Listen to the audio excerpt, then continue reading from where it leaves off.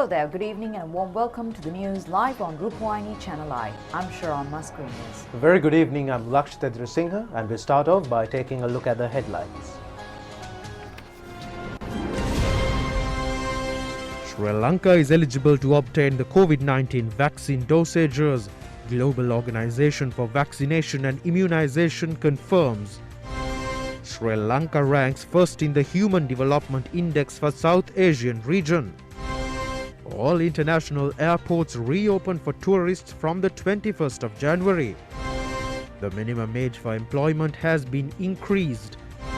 The government decides to purchase paddy harvest of Maha season this year at a certified price.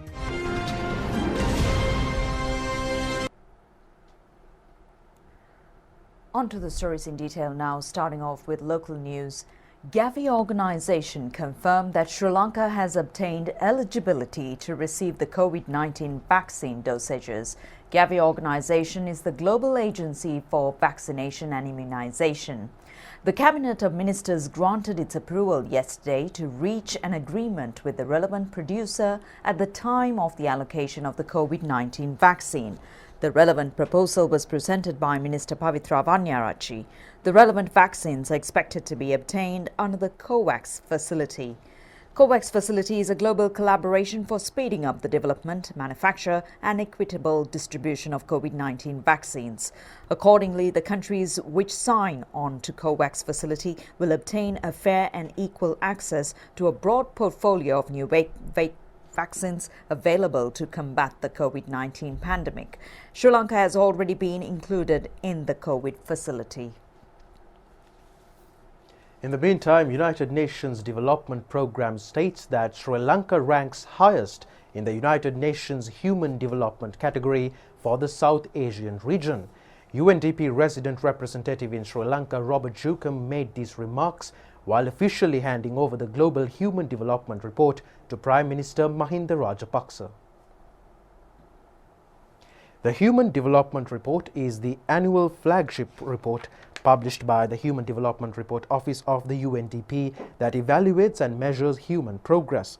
Sri Lanka's Human Development Index value has increased from 0.629 to 0.728, an increase of 24.3%.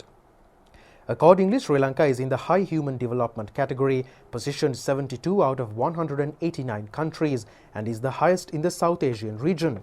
Between 1990 and 2019 period, Sri Lanka increased life expectancy at birth by 7.5 years, average years of schooling by 2.3 years, and the gross national income per capita increased by 229.4%.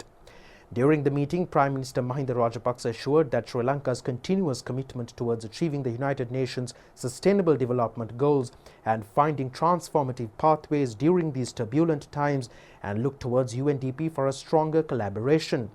Deputy Representative Faiza Effendi, Secretary to the Prime Minister Gamini Senarath and Chief of Staff to the Prime Minister Yoshita Rajapaksa were also present at this occasion. Indian External Affairs Minister Dr. S. Jaishankar arrived in Sri Lanka for an official visit this evening. He arrived into the country for a 3-day official visit.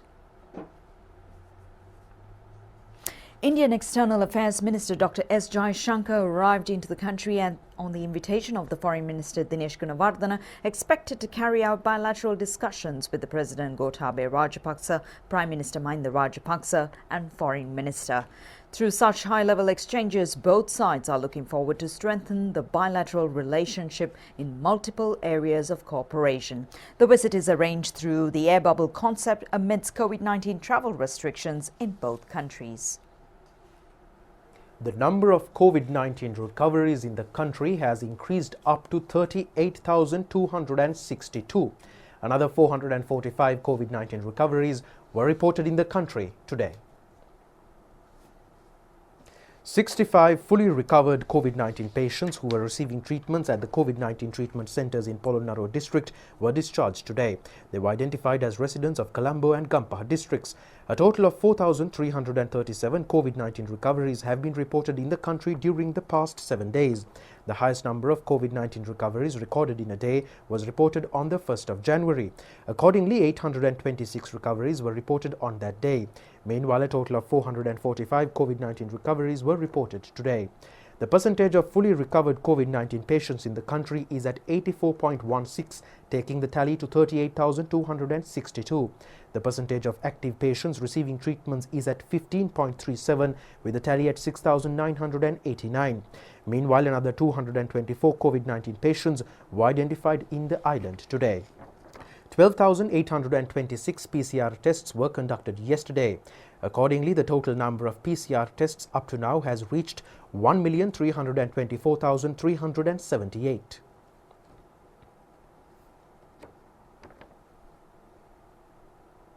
Meanwhile, those who have been taken into custody for failing to maintain the physical distance and wear face masks have been directed to PCR or rapid antigen testing from today.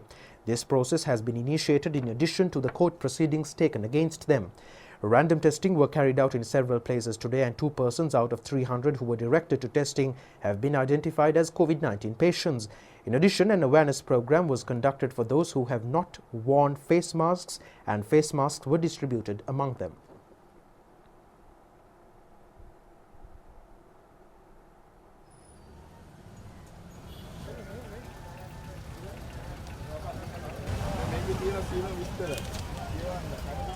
Director General of Health Services Dr. Asela Gunawardena engaged in an observational tour in Valikanda, Kandakadu, Poonani and Gallala COVID-19 treatment centres situated in Polonnaruwa district yesterday.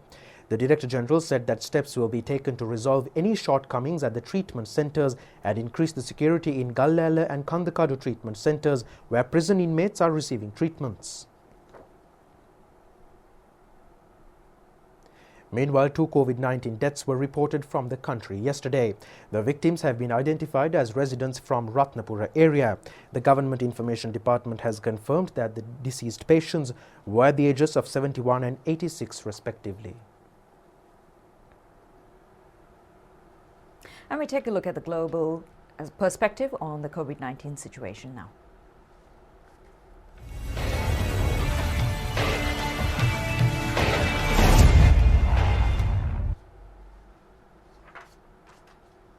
British Prime Minister Boris Johnson yesterday ordered England into a new national lockdown to contain a surge in COVID-19 cases that threatens to overwhelm parts of the health system before a vaccine program reaches a critical mass. The government is once again instructing you to stay at home. British Prime Minister Boris Johnson on Monday ordered England into a new national lockdown to contain a surge in COVID-19 cases that threatens to overwhelm parts of the health system before a vaccine program reaches a critical mass. Johnson said a new, more contagious variant of the coronavirus, first identified in the United Kingdom and now present in many other countries, was spreading at great speed and immediate action was needed to slow it down. It's clear that we need to do more together to bring this new variant under control while our vaccines are rolled out. In England, we must therefore go into a national lockdown which is tough enough to contain this variant. Johnson added this about the new lockdown measures. You may only leave home for limited reasons permitted in law, such as to shop for essentials, to work if you absolutely cannot work from home, to exercise, to seek medical assistance, such as getting a COVID test, or to escape domestic abuse. Johnson said that if the vaccine rollout went as planned and the number of deaths responded to the lockdown measures as expected, it should be possible to start moving out of lockdown by the middle of February. However, he urged caution about the timetable and appealed to everyone to comply with the rules. Britain's economy suffered a historic crash between April and June of last year as swaths of businesses were shuttered by the first lockdown, and the new lockdown is also expected to put a strain on the economy. As Indonesia prepares to begin mass inoculations against COVID-19, it's planned to prioritize working-age adults over the elderly, aiming to reach herd immunity fast and revive the economy, will be closely watched by other countries. The world's eyes are on Indonesia as it tries a different tack with its vaccination programme. Countries like the United States and Britain have given priority to the elderly, but Indonesia is putting working-age adults, that's people aged 18 to 59, to the front of the queue. Some health officials hope it's a quicker path to herd immunity. Younger working adults are generally more active, social and travel more widely, so this method aims to decrease community transmission quicker. But some experts remain sceptical about reaching herd immunity. They say more research needs to be done to determine whether or not vaccinated people can transmit the virus. Some economists say the 18 to 59 age group also has higher consumption needs, so could help jumpstart the economy quicker too. The official line is that it's down to the available data. While Britain and the US have access to the Pfizer and BioNTech jab, the Southeast Asian nation has initial access to China's Sinovac vaccine. Officials say there isn't enough data yet of the efficacy on elderly people, as clinical trials involved those in the under 59 age bracket. Therefore, they say they are waiting recommendations from regulators before developing a strategy for older citizens. No matter the reason or whether it's regarded as the right or wrong approach, experts agree that it will be useful to track Indonesia's progress against other nations to assess the merits of each strategy. And in more stories from home, Tourism Minister Prasanna Ranatunga says that the country and the international airports will be officially reopened for foreign tourists from the 21st of January, adhering to health guidelines. He made these remarks during a media briefing held in Colombo today. State Minister D.V. Chanaka and officials of the Ministry of Tourism were present at this occasion. The minister said that the Bandaranaike International Airport at Katunaika and Mattala Rajapaksa International Airport will be opened for commercial flights after 10 months. Accordingly, he said that all airport formalities will return to normal by the 23rd of January. The aim of this decision is to provide reliefs for nearly 3 million people in the country who are directly and indirectly dependent on the tourism industry and are therefore affected by the COVID-19 outbreak. He said that the government has decided to reopen all airports to boost the tourism industry considering the present situation. Meanwhile, the minister emphasized that the agencies that bring in tourists should strictly comply to the health guidelines. He added that the permits of the agencies will be cancelled following a violation of health guidelines and will be barred from bringing in tourists to the country. He said that the inbound tourists will be permitted to remain in a bio bubble during their visit to the country and have the freedom to stay in their respective selected hotels and use facilities accordingly. A total of 28 safari drivers who had close contacts with the Ukrainian tourists in Yala area have been directed to quarantine. They have said that the government has provided all necessary facilities for them as well as for their families. Now, steps have been taken to reopen the schools in the country, excluding the isolated areas and schools in the Western Province on January 11th. Accordingly, Ministry of Education has instructed officials of the relevant provincial zones and divisions to monitor in this regard from January 6th to the 10th. Secretary to the Ministry of Education, Professor Kapila Pereira, said that a decision has been reached to reopen the schools, excluding the schools in the isolated areas and Western Province on January 11, 2021 for the grades 2 to 5 primary classes and also grades 6 to 13 classes. He said that traditionally, the newly enrolled students to grade 1 begin their new school term after 2 weeks following the commencement of the first term of the school. Accordingly, he said that a decision was reached to start grade 1 classes during the second week of February. Therefore, Professor Pereira urged the parents not to send their children for grade 1 classes on January 11, 2021. He said that according to the health guidelines, the recommendations, the ministry is expecting to commence the GC ordinary level classes on January 25, 2021 as the closest date in the schools of the non-isolated areas in the Western Province. He said that the Ministry of Education will take necessary arrangements in this regard. Meanwhile, the newly appointed mayor of the Haputala Urban Council, Lupul Disanaika, sworn in before Prime Minister Mahinda Rajapaksa today. It was held at the Prime Minister's official residence in Vijayarama. He was sworn in as the new mayor to fill the position left vacant by former Habutale Mayor Sampath Lamaheva following his resignation. State Minister Thenuka Vidana Gamage, parliamentarian Thissa Kuttiarachi and Secretary to the Prime Minister Gamini Senarath were present at this occasion.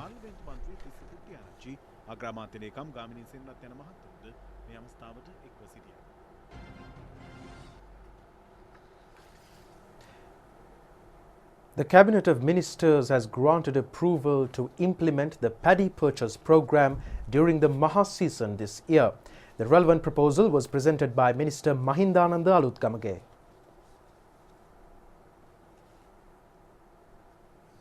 Paddy harvest for the Maha season this year is scheduled from the second week of January. Therefore, the Paddy Marketing Board has made arrangements to purchase paddy at guaranteed prices with the aim of minimizing the unexpected fall in paddy prices. Accordingly, the purchasing price of standard Nadu with 14% moisture is at 50 rupees per kilogram of paddy, while the purchasing price of Nadu with 22% moisture is at 44 rupees per kilogram. The purchasing price for standard Samba with 14% moisture is at 52 rupees per kilogram of paddy, while the purchasing price of Samba with 22% moisture is at 46 rupees per kilogram. The Paddy Marketing Board has decided to purchase at least 1,000 kilograms of paddy from farmers who cultivate between 1 to 1.5 hectares of paddy fields, while purchasing at least 1,500 kilograms of paddy from farmers who cultivate between 1.5 to 2 hectares of paddy fields. The Cabinet of Ministers has approved the proposal to implement e-Taksalava online program as the official online portal in schools and the other educational institutions functioning under the Ministry of Education, where general education in Sri Lanka is carried out. The relevant proposal was submitted by Minister Professor G.L. Piris.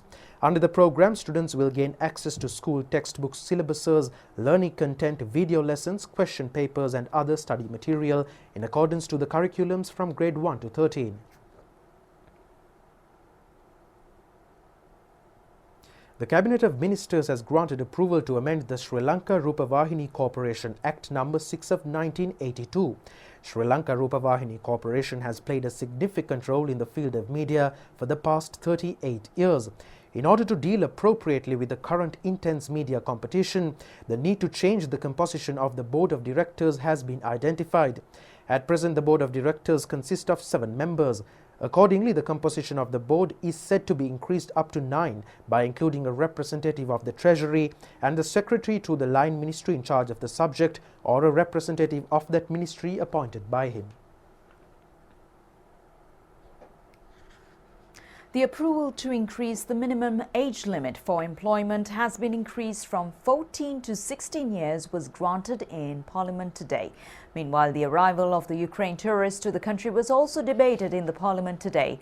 Today is the first day of the parliamentary session for the year 2021. Addressing the Parliament, Minister Nimal Siripala De Silva said that they have passed a law citing compulsory education for all children in Sri Lanka until the age of 16. He said that accordingly, the labour laws and ordinances should also be amended to facilitate the new law. He added that the age limit for employment will be increased from 14 to 16 years, all 4 acts. Now, the Governor of Central Bank of Sri Lanka, Professor W.D. Lakshman, says that the government has introduced a novel approach along with specific strategies in the Budget 2021 to address the challenges faced by the economy. Professor Lakshman also said the central bank remains committed to achieving the objectives of maintaining economic and price stability and financial system stability, encouraging and promoting productive use of resources in the country. He made these remarks while presenting the roadmap, monetary and financial sector policies for 2021 and beyond yesterday. Like many economies globally, the Sri Lankan economy was also severely affected by the mobility restrictions imposed to limit the spread of the pandemic, particularly during its first wave within the country. The government and the central bank had to step in swiftly to support individuals, families, and businesses on a mass. The central bank introduced unprecedented measures to ease monetary conditions and to reduce the cost of loanable funds. Meanwhile, the government implemented a sizable package of fiscal stimulus through a variety of measures, including tax reductions and targeted subsidies and transfers. Social distancing measures dampened economic activity, causing a significant reduction in government revenue. This happened in the backdrop of sharp increases, again pandemic related, in government expenditures. Novel approach, along with specific strategy to address the challenges faced by the economy, including large debt service payments. International rating agencies downgraded the country's sovereign rating. Regardless, the government continued with its expenditure program, also honoring all its debt obligations punctually and pledging with confidence that it will continue to do so in the time to come. 2021 envisaged the revival of the real economy, supported by measures aimed at encouraging a production-driven economy through domestic as well as foreign investment, along with a more rational view on openness in external trade. The boost received by agricultural production and related higher value chain activities has been substantial. These measures taken as a whole would help the country to build buffers to sustain macroeconomic stability over the medium term. We believe that a swift transition into a high growth path, as envisaged in the government's policy framework of vistas of prosperity and splendor, is imperative to solve many critical issues faced by the country. Given the low inflation environment and well-anchored inflation expectations, the policy framework of the central bank will be driven towards supporting this high growth path over the medium term, maintaining the stability of the financial system and remain vigilant on price developments to address any emerging demand-driven threats to price stability. The broad policy framework of the central bank presented here would encourage all stakeholders of the economy to develop their own policy agendas for near to medium term. The central bank will continue the prevailing accommodative monetary policy stance in 2021 to ensure the envisaged recovery of economic activity. We would, of course, be closely monitoring developments to avoid any strong demand-driven pressures on inflationary trends. Former directors of ETI and Swarna Mahal Limited, Jivaka Edirisinghe, Anjali Edirisinghe and Asanka Edirisinghe have been taken into custody by the Criminal Investigation Department. Attorney General Dapula de Oliveira directed instructions to the CID this evening to arrest the former directors of the ETI and Swarna Mahal Limited. Police media spokesman DIG Ajit Rohana said that the arrests were made in accordance to the instructions of the Attorney General.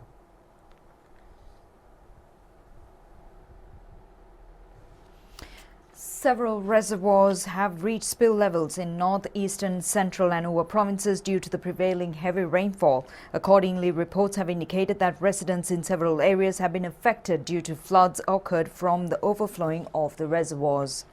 6 sluice gates of the Parakrama Samudra have been opened at present. Director of the Zonal Irrigation SK Hevagama said that 840 cubic meters of water have been released to Mahaveli River. He requested the dependent of the Mahaveli River to be vigilant over the prevailing situation. The water density of the Parakrama Samudra has also risen to 110,750 acre-feet. Therefore, 2 sluice gates of the Parakrama Samudra have been opened up to 1 feet last night. Several areas of Batiklo district have also been inundated due to the prevailing heavy rainy weather condition. Accordingly, reports have indicated that several houses in the urban limits have been inundated. Also, residents in Kattankudi, Porotipattua, Pattipale, Vaunatiu, Eravurpattu and Kiran were affected by the flood situation. All 7 sluice gates of the Girandrukote Ulhitia Conservation Reservoir have also been opened. Sluice gates of the Vamadilla Reservoir were also opened due to heavy rainfall experienced in Tamil areas following the increase of the water density in the Mahaveli canals. The Department of Meteorology has forecasted that showers or thunder showers may occur in our province and Hambantota and Ampara districts during the next couple of hours. Showers or thunder showers may experience in other parts of the country after 1 p.m. Several areas in the central province may experience heavy rainfall of 150 millimeters. The Department of Meteorology has cautioned the public to take precautionary measures to minimize accidents occur from strong gusty winds and lightning. The first phase of the project to build 5,000 housing units for middle-income earning families was commenced in several areas in Colombo today. Accordingly, under the first phase, a total of 3,000 housing units are expected to be constructed. The first phase of the project was commenced in accordance to the instructions directed by Prime Minister Mahinda Rajapaksa to the Urban Development Authority. Accordingly, the Prime Minister has directed instructions to the authority to build the relevant housing units for middle-income earning families after identifying their needs and requirements. The construction of a multi-storied housing complex consisting of 384 housing units was commenced in Paliaguda today. The project was commenced at the presence of State Ministers Nala Godaheva and Sisira Jaikodi. The construction of a proposed multi-storied housing complex consisting of 316 houses in Makumbura Tower was commenced today. It was commenced with the presence of Secretary to the Ministry of Housing Sirinimal Pereira. The government has taken steps to provide loan facilities for the beneficiaries at a concessionary interest rate of 6.25 for a period of 25 years. Venerable Athuraliye Ratanathera took oaths as the Member of the Parliament before Speaker Mahindayapa Bewardhana today. The Thera sworn in as a parliamentarian to fill the National List seat of Our People Party. Our People Party obtained one National List seat in the Parliament following the parliamentary election held on August 5th last year. However, a problematic issue was raised in naming a candidate to fill the vacant position.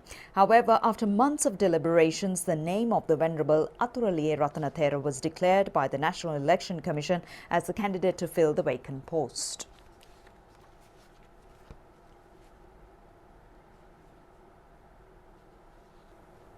And that's all the stories for tonight. We'll see you tomorrow at the very same time. Good night.